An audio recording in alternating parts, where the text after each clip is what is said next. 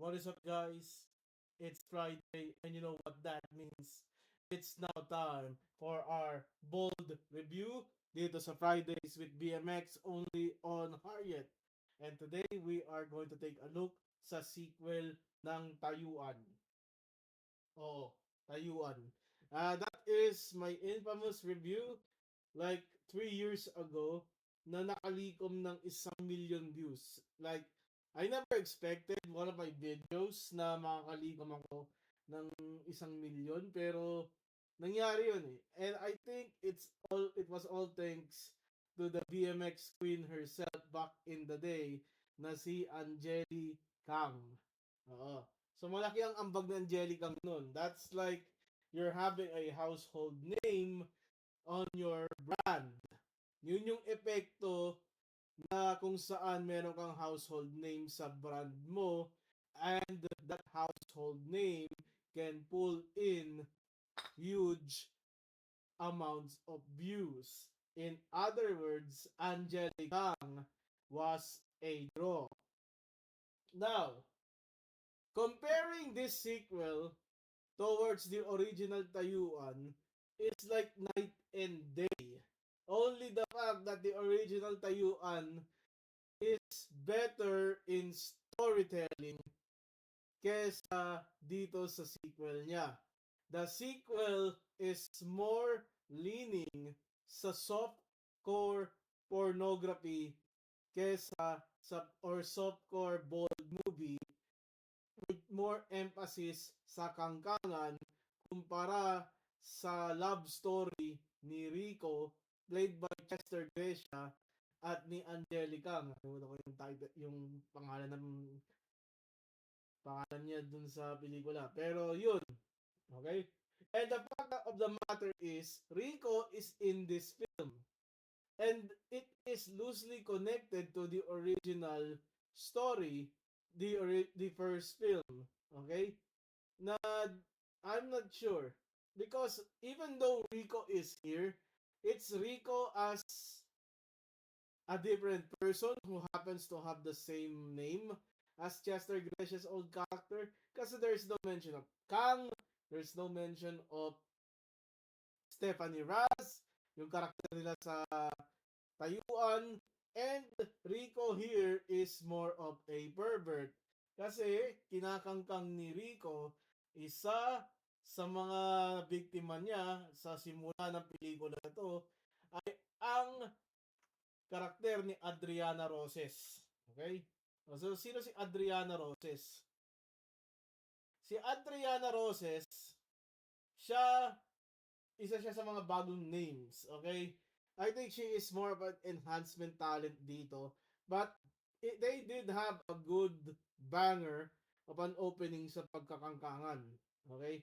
But this is not the story of Adriana Roses and Chester Gracia. No, it's more of the story of Marco Mora, who I believe is one of the most boring BMX leading men na nakilala ko. I mean, did you remember yung isang pelikula? Kasama niya si Chester Gracia doon eh. Madulas, oo.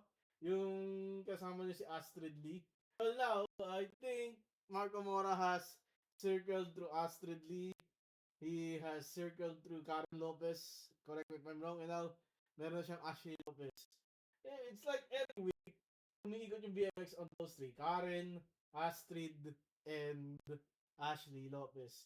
With some mid-carders or Lia Raimundo in between sa mga release schedule ng BMX. Nevertheless, nagkita si ano pong karakter ni Marco Mora dito? Si Marco, akala niya talaga dito si Marco, at si Rhea, played by Ashley Lopez, sa bus.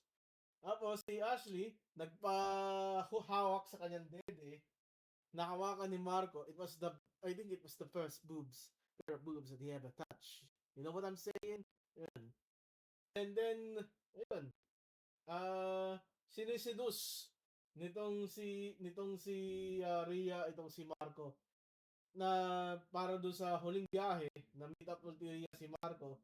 Marco decided to stay behind kasi sinabihan siya ni Rhea at nagkangkangan sila. I mean, the first tayuan actually build up upon the wanting ni Angelicang. It took her 2 rides or 3 rides to have sex with Chester Gracia. And now Chester Gracia is mas manak siya ngayon. Kasi alam ko sa Tayuan, nagkatagpo sila doon sa intersection sa Locaton eh. So it's kind of weird na parang na-downgrade yung character yung development ni Rico dito sa Tayuan 2. And yun. Uh, other nitpick, criticism, Ashley Lopez is wearing a strapless bra during this film. Uh, I'm not sure if lady conductors are supposed to wear those types of bras, considering na madaling malawlaw yun. Okay? And then, we got Dara Lima scene. Si Dara Lima ay si Arlene. Girlfriend siya ni Gio, yung pinagbibidahan ni Ram Cabrera. They just had this, well, it's a good scene. Okay, they're trying to make less noise habang natutulog si Rhea. Pretty good, pretty good, pretty standard. But I think Dara Lima could have done more to contribute to this film. But then again, the spotlight is on Ashley Lopez. Okay? So we got here to the middle of this movie trying to develop the chemistry between Marco and Rhea. I just don't feel it kasi Marco is really boring. Okay? That I think na-realize ito ni Tobeli and they had to make Ashley a bisexual. Okay? Ginawa ng bisexual. Nakita niya si Bridget, played by Princess Flores, again, another enhancement talent. And then they just decide to have threesome in the bus. Kasama si Marco Mora. And then pumasok si Len, yung kakangkangan ni Rico kanina. And then they had a foursome. Dito na-realize ni Marco na si Rhea mas into girls. And karoon ng lamat yung relasyon nila. That even after sila magkangkangan, magtirahan, nagkaroon ng parang existential crisis si Marco if they should continue this. Pero tuloy-tuloy, mahal pa rin ni Marco. I just don't feel it. I just don't. Okay? I just don't. I don't. It felt forced. You know what I'm saying? I think the love story of Marco and Rhea felt forced. And then Rhea's brother Gio graduated. Wala na si Dara Lima. I don't know why. Then Marco became a businessman. There's a time skip. And then Rhea is still a conductor. Waiting for the right opportunity. Yeah, this is Tayuan Dos. Pretty mid. I'm disappointed kasi maganda ang storytelling ng Tayuan eh. Na umasa ako na magpa-follow through siya sa storytelling ng first Tayuan.